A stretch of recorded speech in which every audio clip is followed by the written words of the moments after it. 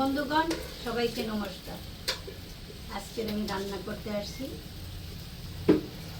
শিং মাছ।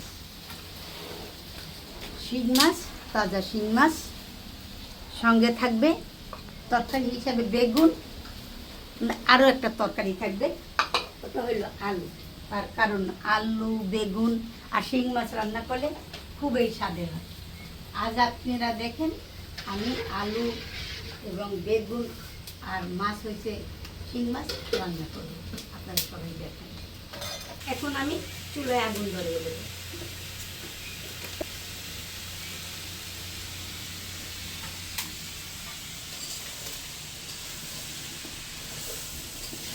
আগুন ধরিয়ে দিচ্ছি। এখন চুলোর উপর আমি দিয়ে দেবো কড়াই। কড়াই গরম হইতে হইতে আমি মাছগুলি মেখে নেব। প্রথম দিলাম লবণ, পরে দিব হলুদের গুঁড়া। কড়াই গরম হয়ে গেছে, কড়াইতে দিয়ে দেব সরিষার তেল মাছ ভাজার জন্য।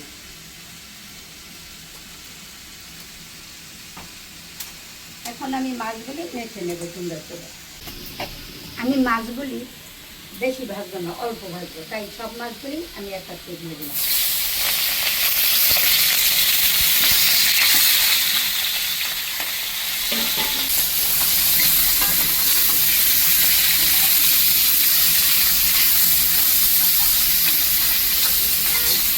শিং মাছ বেশি ভাজলে ভালো লাগে না, হালকা ভাজবো। বেগুন আলু দিয়ে রান্না করবো পাতলা পাতলা করে, খেতে খুব স্বাদ লাগবে।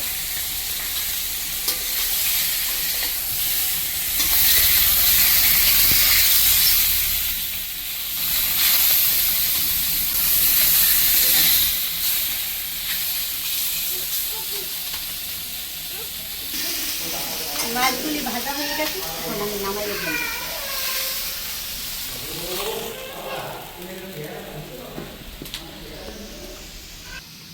এখন মাছে মশলা কষাবার জন্য দিয়ে দেব সরিষার তেল।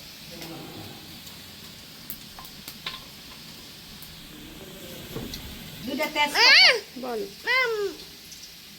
দেব, দুইটা শুকনো মরিচ, আর দেব জিরা। এখন ফোড়নের মশলা আস্তে আস্তে কষানো, এর ভিতরে আমি মশলাগুলো একটু মিক্স করে নেব।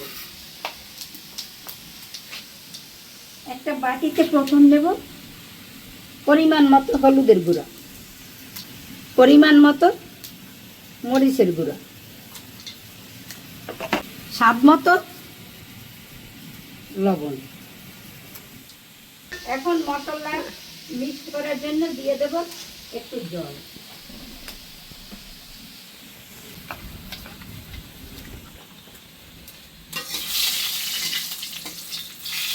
এখন মিক্স করা মশলা ঢেলে দেব।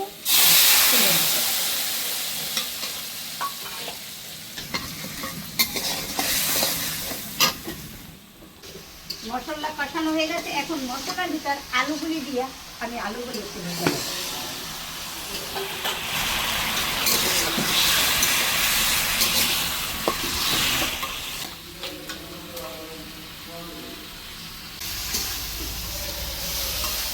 মশলা আলু কষানো হয়ে গেছে, এখন আমি দিয়ে দেবো একটু গরম জল।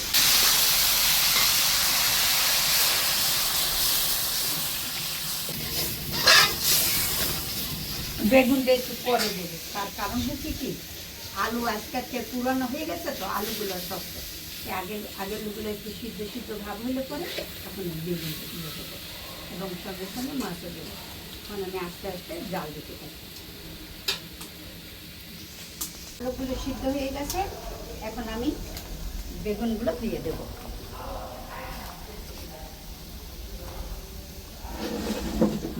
মাছগুলিও দিয়ে দেব।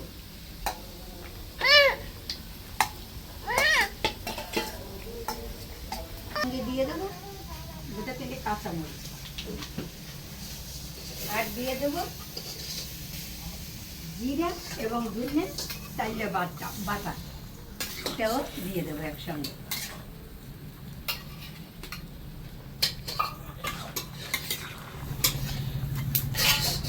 এখন কিছু সময়ের জন্য আমি ঢেকে রাখবো।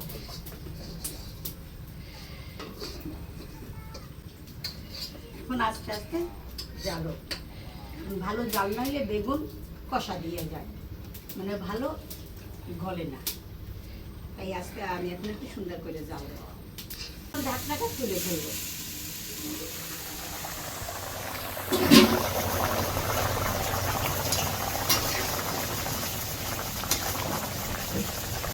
আলু সিদ্ধ হয়ে গেছে, বেগুনও সিদ্ধ হয়ে গেছে। আলু বেগুন যদি সিদ্ধই হয়, মাছ তো সিদ্ধ অবশ্যই হয়েছে। এখন আমার তরকারি হয়ে গেছে, আমি এখন নামাই। এখন নামাই।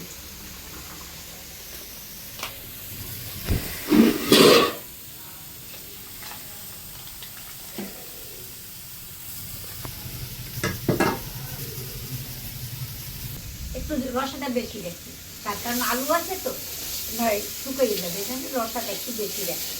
দেখেন আমার রান্না হয়ে গেছে। আমার রান্নাটা কেমন হয়েছে দেখেন, আপনারাও রান্না করবেন। এই বৃষ্টি বৈশাখের দিনে শিং মাছ আলু বেগুন দিয়ে পাতলা রসা, মানে চিকন চাউলের ভাত খাইতে খুব স্বাদই লাগে। আর আমার রান্নাটা যদি আপনাদের ভালো লাগে তবে লাইক করবেন, শেয়ার করবেন, কমেন্ট করবেন এবং বন্ধু হিসাবে সবসময় আমার পাশে থাকবেন। আপনাদের সবাইকে আবার ধন্যবাদ এবং নমস্কার।